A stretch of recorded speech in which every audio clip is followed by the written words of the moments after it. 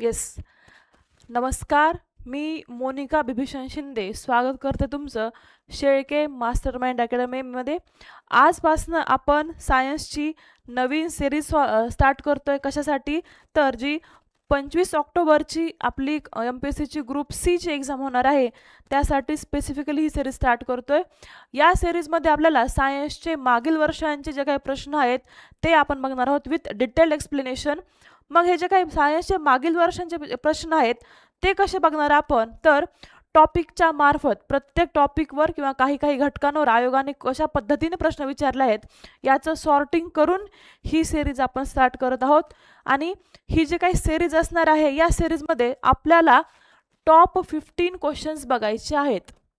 आता बघा, ग्रुप सीची जी काही एक्झाम असते किंवा कंबाईन ग्रुप सी पूर्व परीक्षा जी असते याच्यामध्ये विज्ञानाचे 15 प्रश्न विचारले जातात. ओके, म्हणून आपण या सिरीजमध्ये देखील विज्ञानाचे 15 प्रश्नांचं काय करणार आहोत, प्रत्येक लेक्चरमध्ये ॲनालिसिस करण्याचा प्रयत्न करणार आहोत. खूप युजफुल असणार आहे तुम्हाला या एक्झामसाठी. काय युजफुल असणार आहे बघा, आयोग बऱ्याच वेळा जे काही PYQs असतात त्याच्या बेसिसवर बऱ्याच वेळा क्वेश्चन आपल्याला फ्रेम करताना किंवा झालेले बघायला भेटतात. तर म्हणून कुठली एक्झाम असेल तर तुम्ही त्याच्या PYQsवर भर देणं खूप गरजेचं असतं.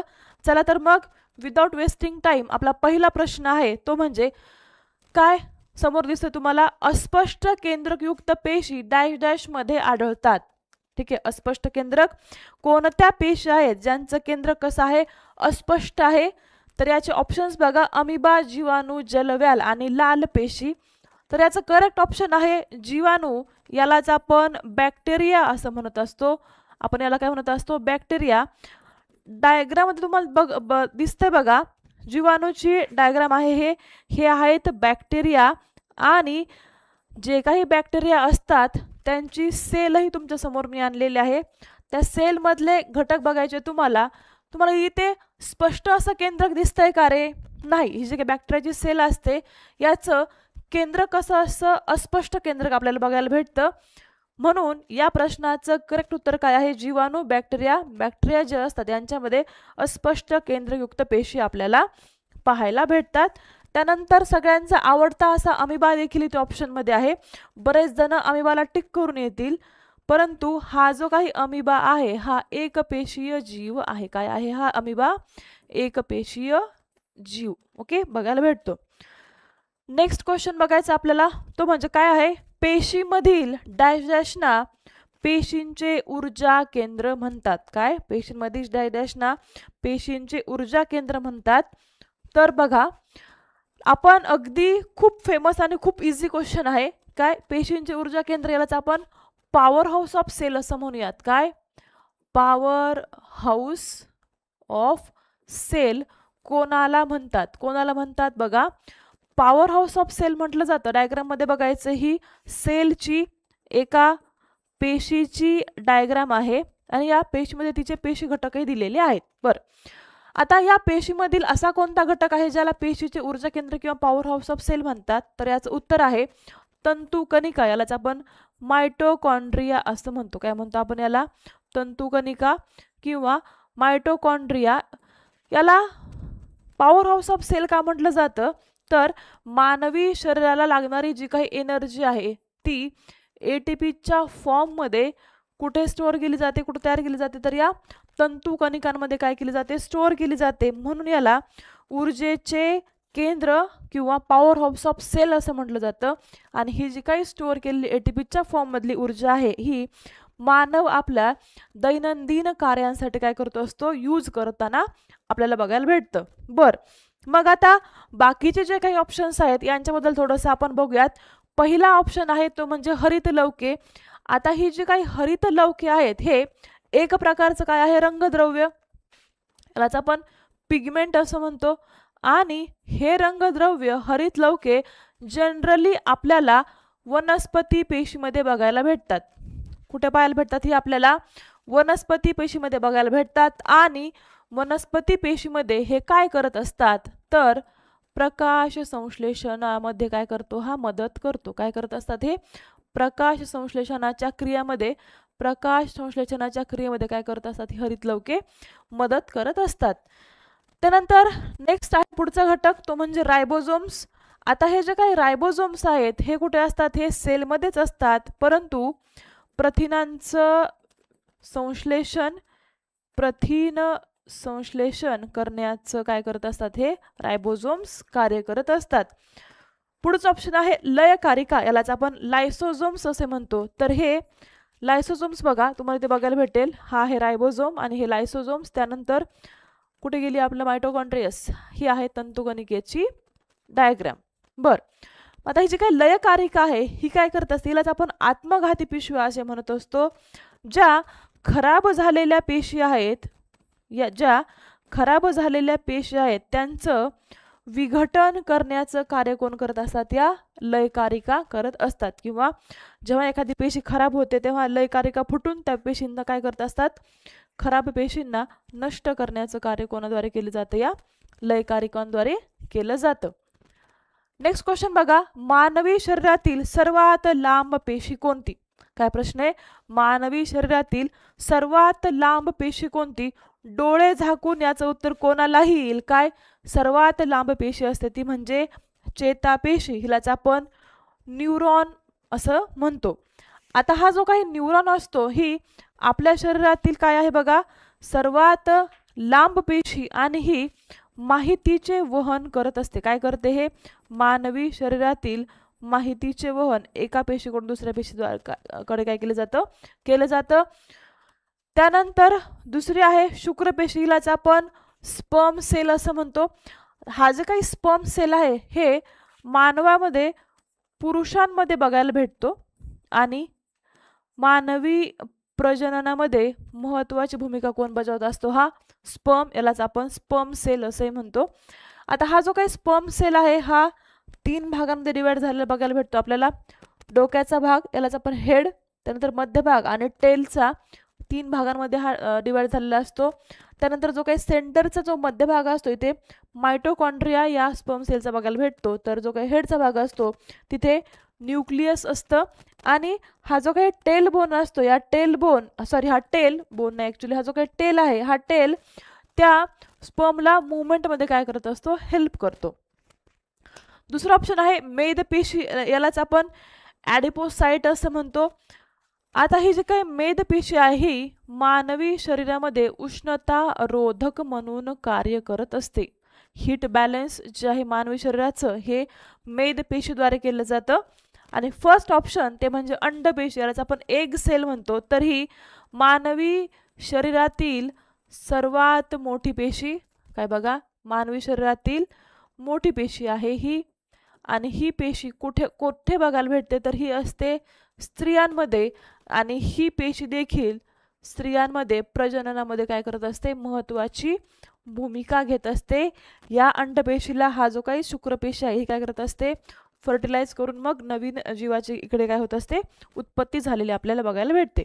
ओके, कुठला काय प्रश्न होता, सर्वात लांब पेशी कुठली, त्याचं करेक्ट ऑप्शन काय, उत्तर काय असणार आहे, चेतापेशी.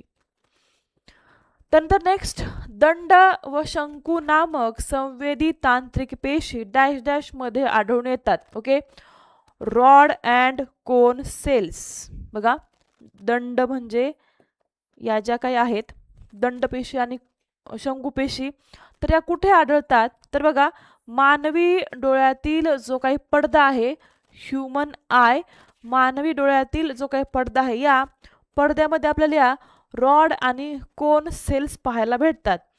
आता या ज्या काही दंडपेशी आहेत त्यालाच आपण रॉड सेल असे म्हणतो. आणि दुसरे आहेत शंकुपेशी, यालाच आपण कोन सेल्स असे म्हणतो. रॉड सेल्स आणि कोन सेल्स. ज्या काही दंडपेशी असतात, रॉड सेल्स असतात, या जेव्हा मंद प्रकाश असेल किंवा मग कमी प्रकाश असेल अशा वेळी डोळ्यांना दृष्टी प्रदान करण्याचं किंवा बघण्यामध्ये हेल्प कोण करत असतात, या दंडपेशी. तर जेव्हा तीव्र प्रकाश असेल, तीव्र प्रकाशामध्ये डोळ्याच्या फंक्शनिंगमध्ये हेल्प कोण करत असतात, त्या कोन सेल्स, शंकुपेशी.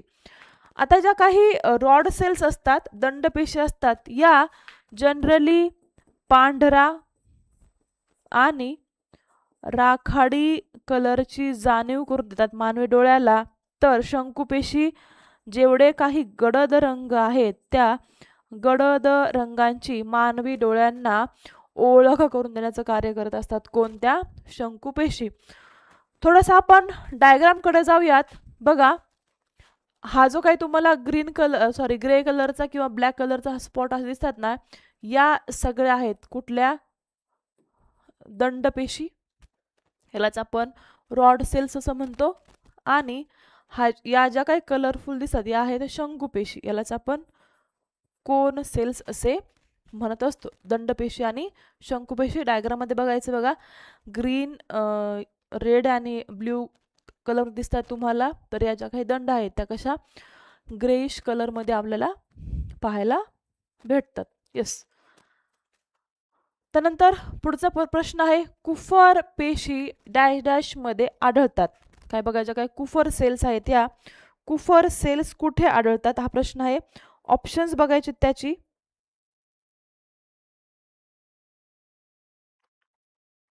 काय काय ऑप्शन्स आहेत बघा. पहिला आहे मेंदू, ब्रेन. दुसरा आहे मूत्रपिंड. तिसरा आहे यकृत. येस. आणि चौथा आहे ते म्हणजे स्प्लिहा. तर याचं करेक्ट ऑप्शन आहे ते म्हणजे यकृत. कुठे आढळतात या कुफर सेल्स? कुफर सेल्स कुठे आपल्याला बघायला भेटत असतात? तर त्या यकृतामध्ये पाहायला भेटतात. ओके, यालाच आपण लिव्हर असे म्हणतो. कुफर सेल्स कुठे? आपल्या यकृतामध्ये. आणि या काय करत असतात? फिल्ट्रेशन ऑफ ब्लड जनरली करतात. एखादा जर एक्सटर्नल बॅक्टेरिया किंवा एखादा हार्मफुल व्हायरस जेव्हा मानवी बॉडीवर अटॅक करण्याचा ट्राय करत असतो तेव्हा त्याला रेजिस्टन्स म्हणून काय करत असतात? कार्य. कोण? कुफर सेल्स. तर हे जे काही ऑप्शन आहे आपलं लिव्हर, यकृत खूप इम्पॉर्टंट आहे बायोलॉजीच्या पॉईंट ऑफ व्ह्यूने किंवा झिओलॉजीच्या पॉईंट ऑफ व्ह्यूने. याबद्दल थोडीशी इन्फॉर्मेशन घेऊयात. बघा, यकृत यालाच आपण लिव्हर असे म्हणतो. आता हा जो काही लिव्हर आहे हे एकतर आपल्या शरीरातील सर्वात मोठी ग्रंथी आहे. मानवी शरीरातील सर्वात मोठी ग्रंथी कोणती? तर ती कोणती आहे? यकृत. हिलाच आपण लिव्हर असे म्हणत असतो. त्यानंतर हा लिव्हर जो आहे तो पित्तरस स्त्रावतो. यालाच आपण बाईल ज्यूस असे म्हणतो. आता हा बाईल ज्यूस आपल्या शरीरामध्ये काय कार्य करत असतो?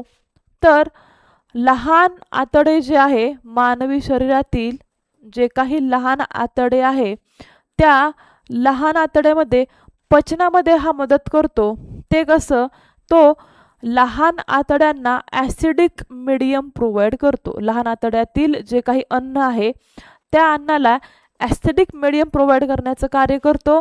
तर याचा pH आपण बघितला कशाचा? या बाईल ज्यूसचा, तर तो असतो 7.7. म्हणजे कसा आहे हा बाईल ज्यूस? कसा आहे हा? ॲसिडिक स्वरूपाचा आपल्याला बघायला भेटतो. आणि याचं वजन जर बघितलं आपण यकृताचं जर वजनाबद्दल पाहायला गेलं तर ॲप्रॉक्सिमेटली 1.5 kg एवढं याचं वजन बघायला भेटतं आपल्याला. त्यानंतर इम्पॉर्टंट आहे तो म्हणजे याचा रंग रेडिश ब्राऊन कलरचा हा यकृत असतो. त्यानंतर नेक्स्ट क्वेश्चन, डॅश डॅश ही शरीरातील सर्वात मोठी ग्रंथी असून पित्तरस स्रवते. काय? मानव शरीरातील ही सर्वात मोठी ग्रंथी असून ती काय करत असते? पित्तरस स्रावते. आत्ताच आपण बघितलं की काय मानवी शरीरातील सर्वात मोठी ग्रंथी कुठली? तर ती काय आहे? यकृत. काय आहे ही? यकृत ग्रंथी. बाकीच्या ऑप्शन्स बद्दल थोडंसं डिस्कस करूयात. पहिला आहे लाळोत्पादक ग्रंथी.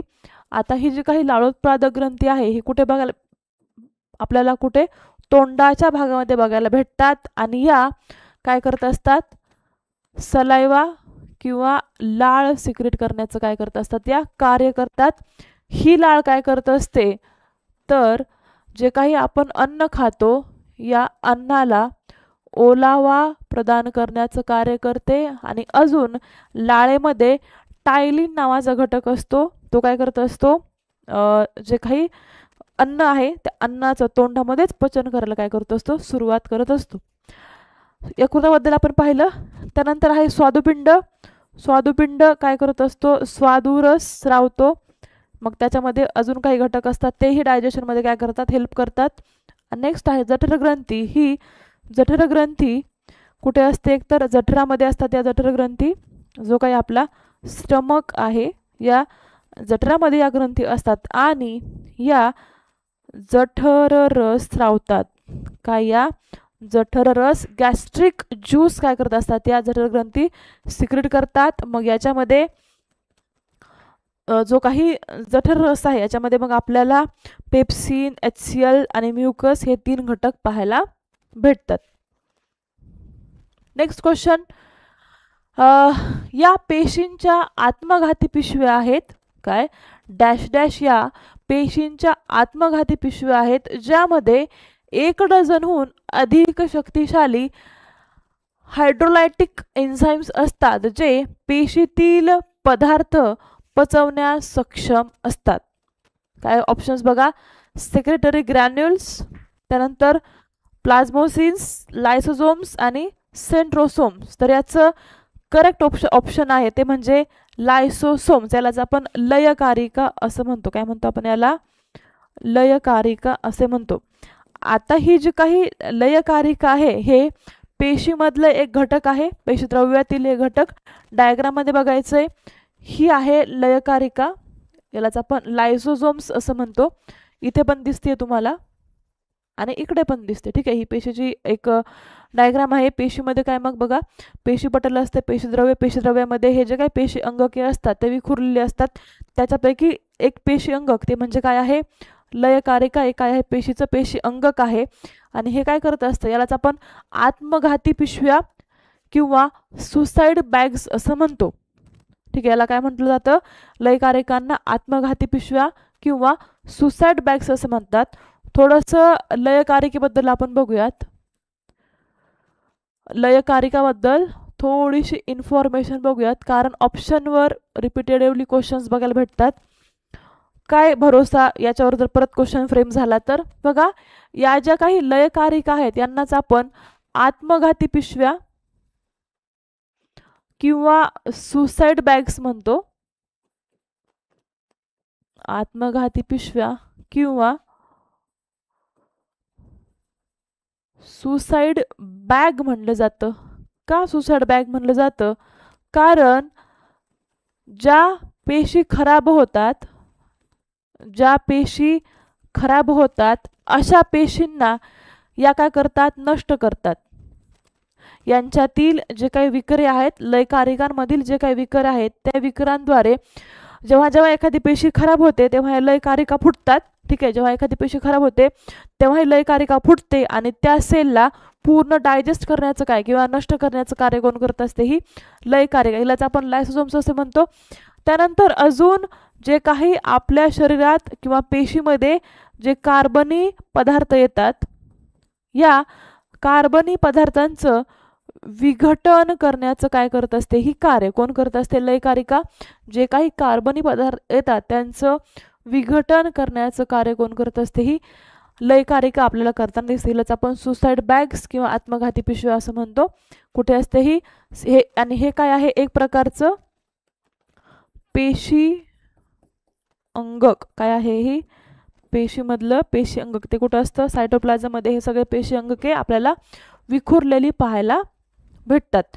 तर अजून एक सांगते बघा, पेशीमधील अशा कुठला घटक जो कार्बनी पदार्थांचं विघटन करतो तर ती कोणती आहे, लयकारिका किंवा हिलाच आपण लायसोझोम्स असे म्हणतो.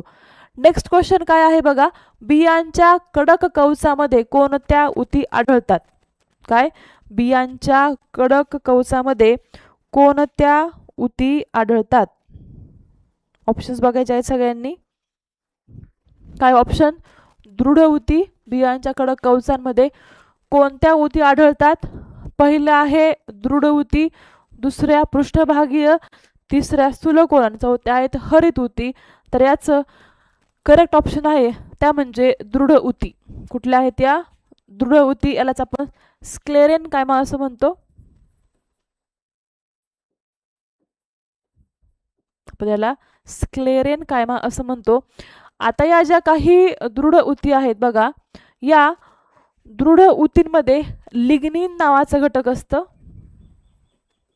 काय लिग्निन नावाचा घटक असतो. हा लिग्निन काय करतो, अगदी सिमेंट एवढा कडकपणा आणतो. काय करत असतो हा लिग्निन, काय करत असतो, पेशींचं किंवा उतींचं जे काही उती आहे या उतीला कडकपणा देण्याचं काय करतो, कार्य करतो. आणि अगदी तो कडकपणा किती असतो म्हणजे अगदी सिमेंट सारखं एवढं कठोरपणा देण्याचं कार्य कोणता असतो, हा लिग्निन करत असतो.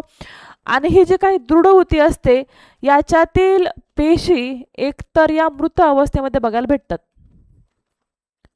कशा असतात, या मृत अवस्थेमध्ये इकडे पेशी बघायला भेटतात आणि या लांबट देखील असतात. कशा असतात, या एक तर मृत पेशी बघायला भेटतात आणि त्या कशा असतात, लांबट. आणि कडकपणा कोण प्रोव्हाइड करत असतो, हा लिग्निन. आणि मग जे काही बियांचे कवच आहेत, बियांच्या कवचांना कठीणपणा देतात. काय, बियांच्या कवचांना कठीणपणा. डायग्राममध्ये बघायचंय, हे जे काही सिडकोट तुम्हाला दिसतंय या सिडकोटला स्ट्रॉंग किंवा कठीणपणा देण्याचं कार्य कोण करत असतात, त्या दृढ उती. ठीक आहे.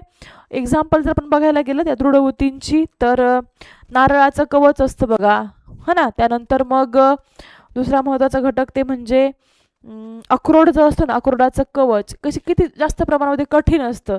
किंवा एखाद्या वाळलेल्या शेंगा आपण म्हणतो त्यांचे कवच आपल्याला कठीण बघायला भेटतात. ते कोणामुळे, या लिग्निन नावाच्या घटकामध्ये. आणि उती कोणती, तर ती दृढ उती. ओके, कुठली उती, दृढ उती.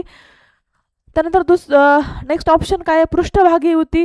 आता ही जी काही पृष्ठभागी उती आहे ही वनस्पतीच्या पानांच्या पृष्ठभागावर बघायला भेटते. पानांचा जो काही पृष्ठभाग आहे किंवा वनस्पतीच्या त्वचेचा जो काही पृष्ठभाग आहे, आपल्याला ही पृष्ठभागी उती बघायला भेटत असते. दुसरी आहे स्थूलकोन उती. वनस्पतीच्या पानाचा जो काही देठाचा भाग आहे, या देठाच्या भागामध्ये आपल्याला ही स्थूलकोन उती बघायला भेटत असते. तर हरित उती ही वनस्पतीच्या पानामध्ये असते आणि ही काय करत असते, परत जे काही प्रकाश संश्लेषण आहे, हरित जिकडे जिकडे नाव येईल वनस्पतीमध्ये सगळं जे काही ग्रीन कलरचं आहे सगळं प्रकाश संश्लेषणाशी निगडित आपल्याला बघायला भेटतं. ठीक आहे. नेक्स्ट क्वेश्चन, कोणती प्राणी पेशी मेदाचे संश्लेषण संग्रहण आणि चयापचय करते. काय, कोणती प्राणीपेशी मेदाचे संश्लेषण संग्रहण आणि चयापचय करते. बघा, फॅट जे आहे, मेद म्हणजेच काय, फॅट, याचं संश्लेषण संग्रहण आणि चयापचय कोणती उती करत असते. याचं करेक्ट ऑप्शन आहे मेद उती. काय याचं ऑप्शन आहे, मेद उती. यालाच आपण ॲडिपोज टिश्यू असं म्हणत असतो. काय म्हणत असतो आपण याला, ॲडिपोज टिश्यू असे म्हणतात. ठीक आहे. तर या उतीबद्दल थोडंसं आपण बघूयात. मेद उती हिलाच आपण ॲडिपोज टिश्यू असं म्हणतो.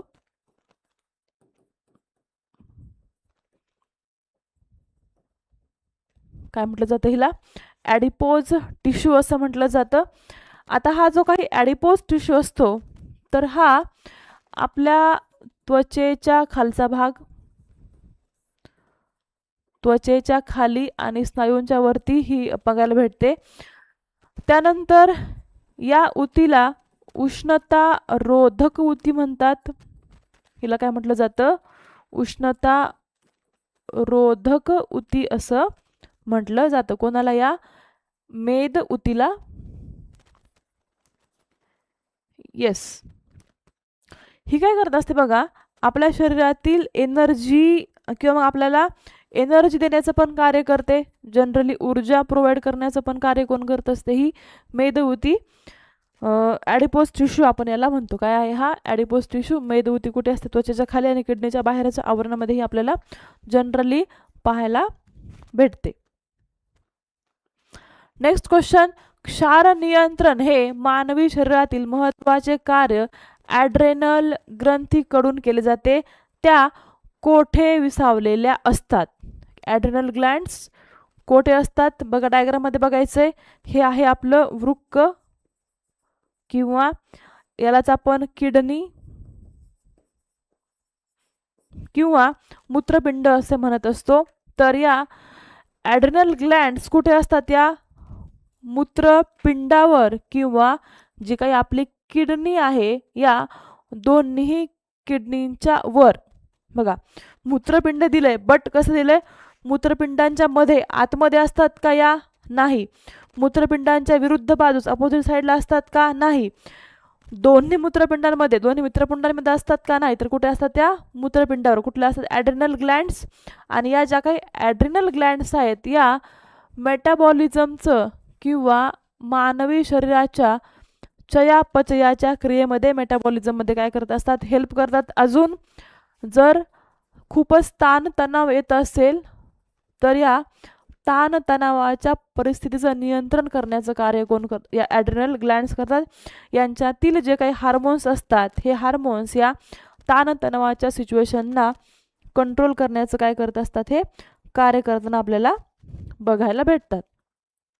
यस. त्यानंतर बघा, खालीलपैकी कोणती संप्रेरके पिट्युटरी ग्रंथीची आहेत?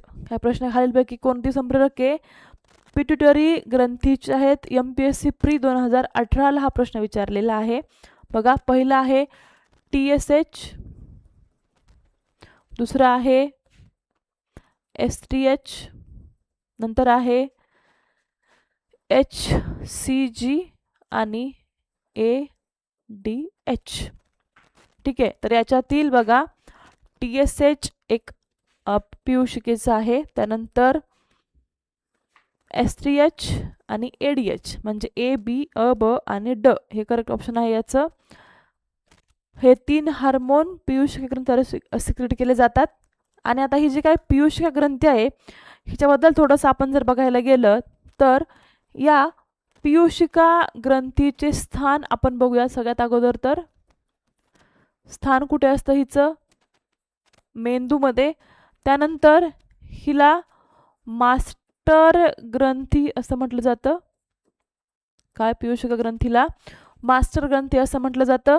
या ग्रंथीचे 2 भाग पडतात, ते म्हणजे अँटेरियर आणि पोस्टेरियर. अँटेरियर आणि पोस्टेरियर पिट्युटरी असे हिचे 2 भाग झालेले आपल्याला बघायला भेटतात. आणि बघा, हिचं खूप महत्त्वाचं कार्य आहे आपल्या मानवी शरीरामध्ये. ते कसं?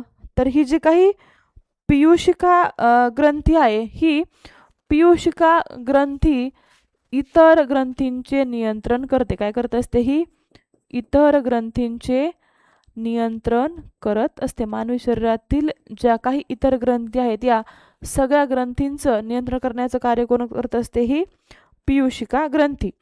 आता हिचे जो काही अँटेरियर भाग आहे हा GH, त्यानंतर TSH, परत FSH, LH ल्युटिनायझिंग हार्मोन असे बऱ्याच प्रकारचे हार्मोन कुठल्या भागाद्वारे?